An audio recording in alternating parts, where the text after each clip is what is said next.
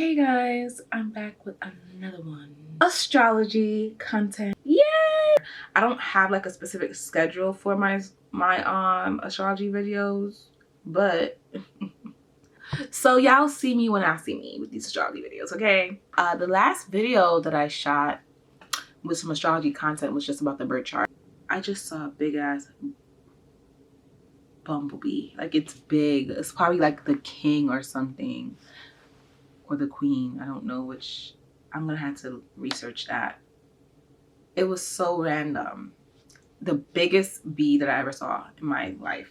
Anyways, I'm back with another astrology content. I love astrology so much. The first video that I did with astrology, I was just discussing just the basics about the birth chart, little history facts, and just breaking it down in a different perspective. So if you haven't seen it, check it out. I'm gonna leave it in the description box below. Let's get into this thing. Today I want to talk about the houses. I feel like people who don't really know too much or got too deep into astrology, whenever you hear somebody say, oh, I have a Leo in like the 5th house, or I have Aries in the 12th house, you don't even know like what they're talking about. Like, what the fuck is a 12th house or houses? So I want to make it easier today. I want to break down the houses. We're gonna get into that, okay? And try to see if we could find a way to look at it in a different angle, perspective, so that way it could be more easier and more inviting. Because to be honest, astrology is where it's at.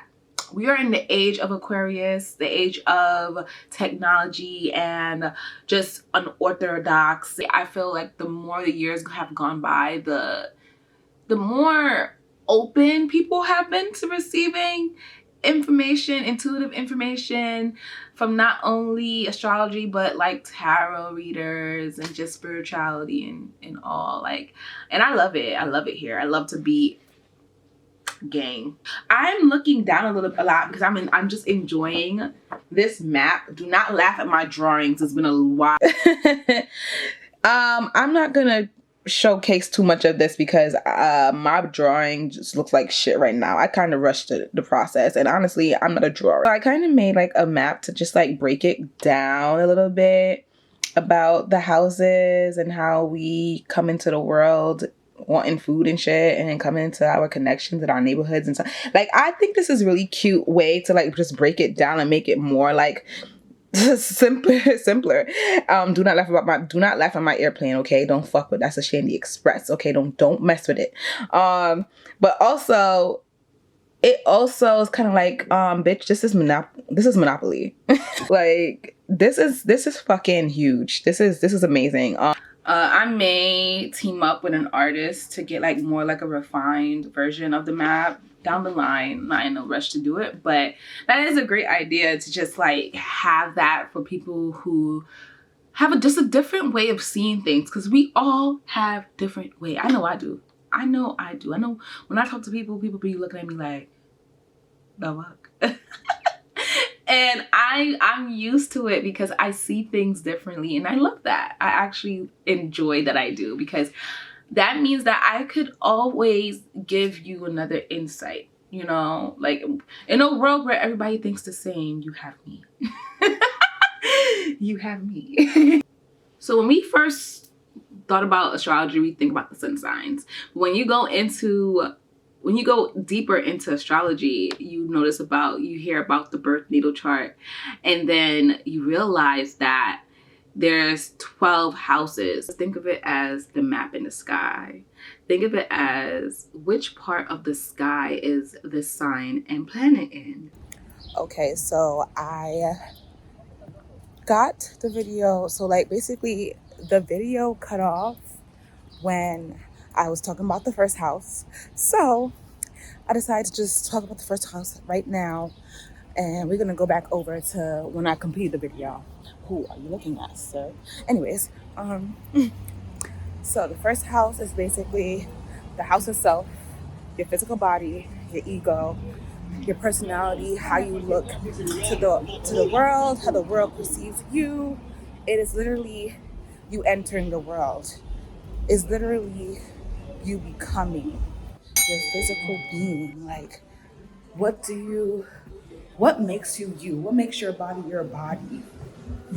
And depending on where you have that placement in your chart, highly, highly, highly has to do with your sense, your perspective of you, and how people perceive you, and how others perceive you as well.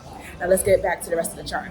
So we left the first house, and now we're going into the second house. It's all about our resources. How do we maintain material resources, like the clothes we wear, the food that we eat, the shelter, everything. It's like it's how do you go about keeping yourself stability, grounded in a way? Because the sign Taurus rules this house. When you think about Taurus, there's a lot of stability and groundedness and just pleasure in that. Like, what gives you that I feel satisfied vibe, you know? And it's different for everybody. It's different for everybody. So a lot of people are okay with just having a certain amount of money and not needing too much to be happy. A lot of people, they need the big and extravagant things, but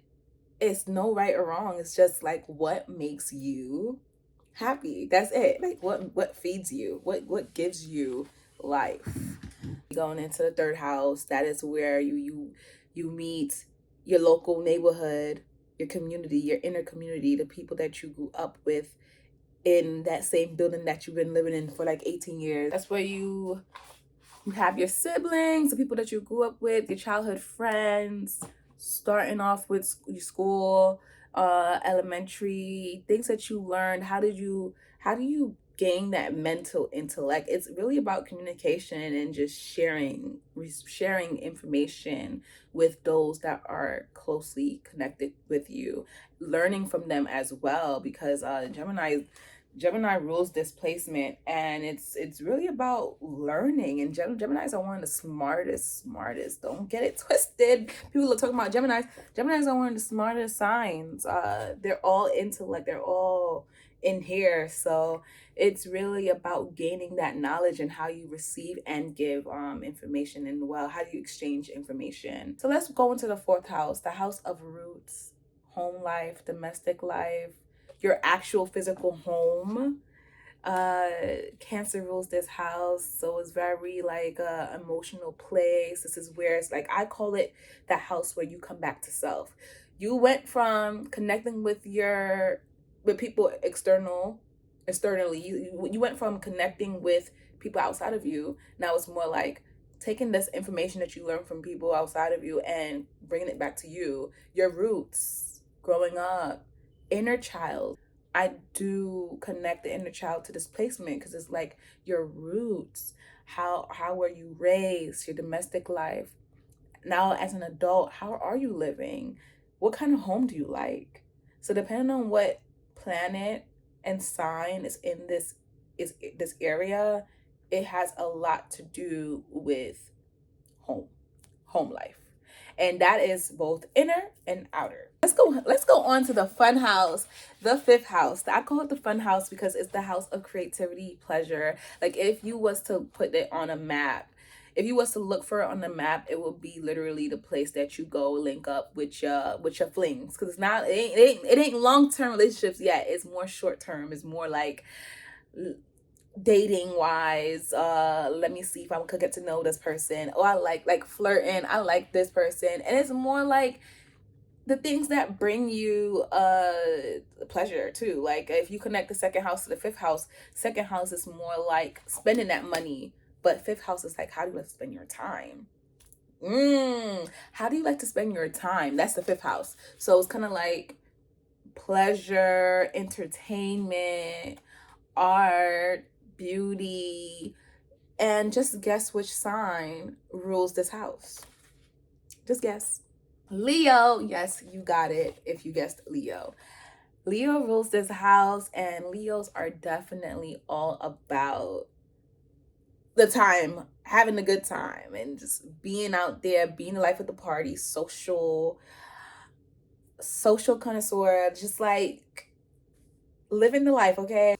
So we leave from the fun house, the house of pleasure, and we go right into the house that is all about responsibility and structure, which is the sixth house. So this is the house where, all right, you played a lot, but you have to work too. You had to have that work-life balance. So this is where you have your to-do list, you get your to-do list structured, you have like a schedule, a daily routine, or just like your habits. So this is where your habits are, and it also goes hand in hand with your health, because your health is very dependent on what your daily habits are. So in this house, you definitely think about work-life balance. Your work also plays a part in here too. Like, what do you do day to day? How do you wake up? What do you wake up and what do you do? What do you do? Do you have a nighttime routine? So over here, and it also rules pets and stuff like that too. So I would say like very self-care vibes, very me. What am I doing to contribute to make sure that I am intact, like my mental health is intact, my physical health, my emotional well-being is intact. Like, it's literally doing the work. This is the house that you do the work, and Virgo rules this house. Virgo is all about doing the work, okay? Getting your ass up and organizing and getting shit, strategizing, analyzing, getting shit together. This is where the house is at. This is where it goes down. Okay. So next, after the sixth house, we go into partnership, marriage, long-term commitment, business. This is the seventh house. So the seventh house is like, okay, so like fifth house, you had like your flings and your short-term connections, your boo things. Seventh house is when it becomes more permanent. Like, one of your flings turns into your husband, who knows. So this is where things get a bit serious. This is LLCs, this is corps, this is business docs, this is legal matters. This house, seventh house, rules that. So depending on what sign and planet you have in this house, that is basically where you'll see this energy comes out the most. Like, for example, if you have seventh house in if you have Taurus in the seventh house, boom, the seventh house also indicates the other person. So it's not specifically you per se, but it is like, for example, how your partner would be. If you have Taurus in the seventh house, your partner may be someone who provides stability, who is stable themselves, who's very slow in moving, but very serious about what they're doing and don't play around type energy. And also depending on what planet, that will show like what exactly is happening in that area. So like, let's say you have Taurus in the seventh house, but the planet Mars is in there. So it could be that, it could be so your life force plays a big part in your partnerships, basically, like how you go about life. Like, if your partnerships is not intact, you can't really concentrate type shit. Like, you can't really focus on anything else because that's your priority. And we all have free will, but like, there's a lot of there's a lot of similarities in the sky versus what's going on in this room. Because yeah, after the seventh house, we go into the eighth house. The eighth house is all about, the eighth house rules transformation, regeneration, rebirth, death. It rules debt. It rules shared resources. Like, who are you going, like your credit card company, like who you're going to get resources from. Also your karma too. I realized your karmic debt and things that you may discover a lot from your past life in this house. Scorpio rules this house, and Scorpio is a very intense, powerful, potent sign. And just imagine Scorpio's energy in this house placement. So yeah, it's not an easy house, but it's also very, very helpful. This house connects you to who you are deep within, So you could, especially if it's like a lot of shadow aspects, who you are deep within, you're facing yourself, you're facing certain truths that not everybody could see. So yeah, it's like these are private matters. Like eighth house is like the house that you don't really talk about, information that you don't really talk about. You don't talk about your social security card or your debit card number. You don't put your social security number out there. So these are things that are more like this is the private house. This is where information is kept with you and maybe your mama, Now let's go on into the house of travel, higher learning, wisdom, spirituality, philosophy, everything dealing with just expansion. This is the house where you discover long-term traveling, exploration, even going to school to get higher degrees. Like let's say third house is more like elementary or kindergarten, going up to like probably like high school, and ninth house is more like college, going to get your doctorate and all that. It's just elevation.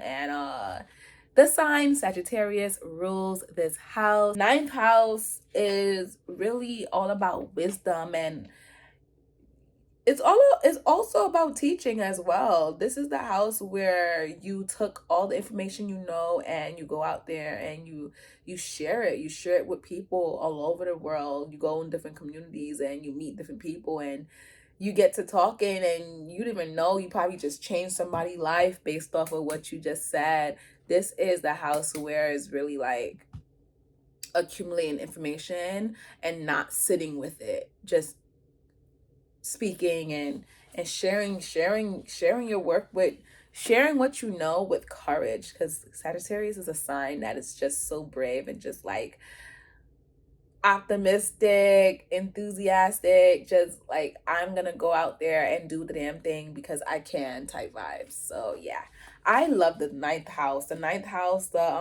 planet that rules that house is Jupiter, and Jupiter is my favorite planet. So yeah, I love that house. So let's go into the 10th house. The 10th house is all about career, public status, how people view you in public. What do you do for it? When people ask you what you do for a living, that's more 10th house vibes. Like, what do you do? So what do you do? Authority is 10th house, 10 authority figures are 10th house vibes, like jailhouses, the judge, your boss, mentors, advisors. That's 10th house vibes. Careers, life purpose is in it too. The sign that rules 10th house is Capricorn, all about being a boss babe, all about going and get the bag, like literally not speaking about it, but just being about it, like going out there and doing the damn thing. Okay, that is really what that house is about. It's about getting to the money and getting to the work, and just a lot of people who have like big placements in this house, like significant placements in this house, I realize are famous, mainly because they have that energy for, like, how people be like, oh, you have the energy of a star, or you have the it factor. Like, you just have that vibe. Not everybody has it, I realize, but like you just have that vibe, and you're just like, this is me. You're gonna just accept me for who I am. And that's just, you do that with authority. Like, you speak with authority, your energy gives off that kind of vibe, like you just know what you're talking about and you're just doing it. Like me. Yeah, like me. 10th house is really, if you want to look into what you want to do for a living, if you want to look more into like life purpose, what you want to do for a living, things that you want to change about your work life, your career, that's the 10th house. That's what you look into. Now we go into, so we left the 10th house where it's all about career and fame and public status.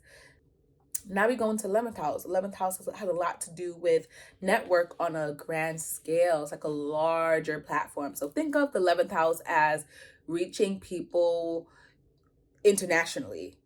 Like, yes, you could talk to people in your close network, but also like expanding that knowledge and that information to like overseas or something. So like heavy on social media. It is the house of social media. Aquarius rules the 11th house. So this is also the house where you like realize your aspirations, what you want to do, your dreams, your wishes.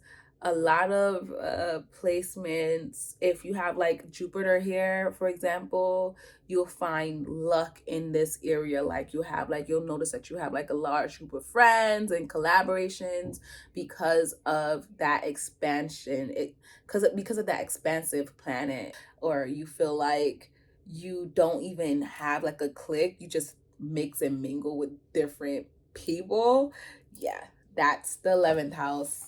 That is where the vibes are. Now we go into so you know how you see how this is going. It's kind of going, okay, let me come out into the world. Let me get my resources. Let me meet my friends and my crew and the people I've grown up with. Let me leave them alone. Let me focus on myself.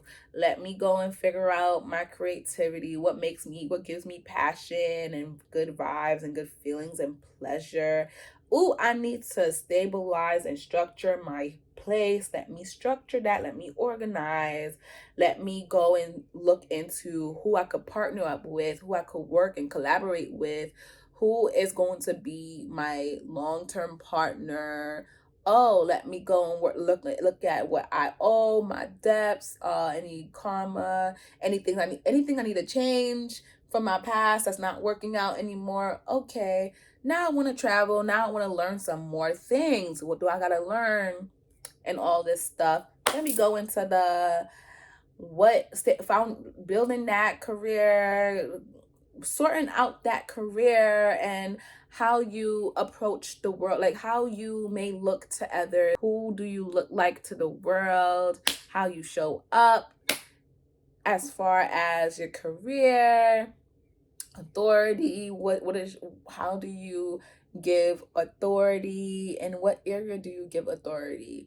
And then we go into connections, big large scales networks, and social media, so being social and exchanging information on a larger grand scale. And then we come into your inner world, the subconscious, the mind. And I feel like, and this is the 12th house, and I feel like this house is very significant because it is really just you, like you and God. Okay, 12th house is just you and the Lord. That is it.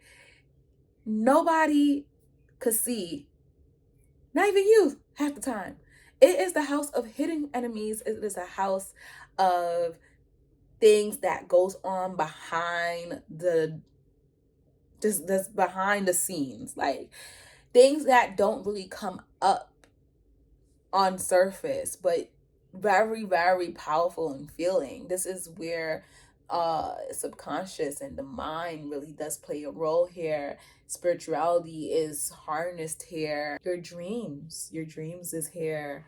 Like as far as your visions at night when you go and you close your eyes, this is the area where it's like you get really, really like into solitude. And let's say 4th house is like back to self and building and looking into deep into the roots. But 12th house is when you really get deep into it. Like 12th house is really like, okay, I'm in like another realm. And the sign that rules 12th house is Pisces, the dreamy, poetic, musically and creative, artistic sign of them all. I really do hope that this information was helpful.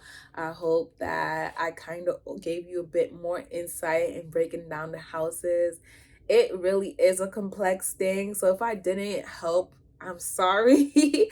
But I learned it the best by looking at it this way. So I'm hoping that in some kind of way, like you could do more research on your own, and also looking at your own birth chart to see what planets exactly do you have in the house of self. What planet do you have, or what sign is in the house of resources and finances and love? Like you don't have to research everything at once, but like let's say you're struggling with something, like you're struggling with, what does everybody struggle with? Their love life. Let's say you're struggling with your love life and you're trying to figure out what's happening right now. That's when you look into the transits, by the way, if you're trying to look into like what's happening right at this moment. But as far as overall and how you actually look towards love, you could definitely look at your birth natal chart and look at, I would say, fifth house plays a huge part in like love scenarios, but also anywhere that your moon is located. What house is your moon located? And look towards your Mars and Venus. Yes. But definitely fifth house. Take a look at the fifth house and also look for those placements. But that's the more information you gain about astrology, the better, the easier it is gonna be for you to understand. It is a hole that you continue to dig and you continue digging, you realize the hole's never ending. But that was that's what makes it so much fun. I've been studying astrology for so long, and I just feel like I'm still gonna always be a student because I honestly don't mind being a student. I actually love learning. So if you're just like me, I hope that this video brought you some kind of information that made you look at astrology a bit more different. Again, I'm sharing my favorite sites down in the description box below for you guys to look at your birth chart as a whole. Any questions you guys have, please reach out to me. I'm here to answer them. Stay tuned for the next astrology content video. I think I'm gonna go into the planets because I didn't really talk about them here. I'm not poster. I wasn't going to really get into them here. So we start off with the houses. We're gonna do the planets next, and then I'm gonna do each sign individually, and we're gonna talk about the aspects. We're gonna keep on learning and keep on flowing and keep getting these things together. And if you guys are interested in birth chart readings, I do provide birth chart readings. I will also enter all the information in the description box below so you can book a reading with me. I got your back, babe. I got your back. Anyways, guys, see you guys soon. Talk to you guys soon. Mwah!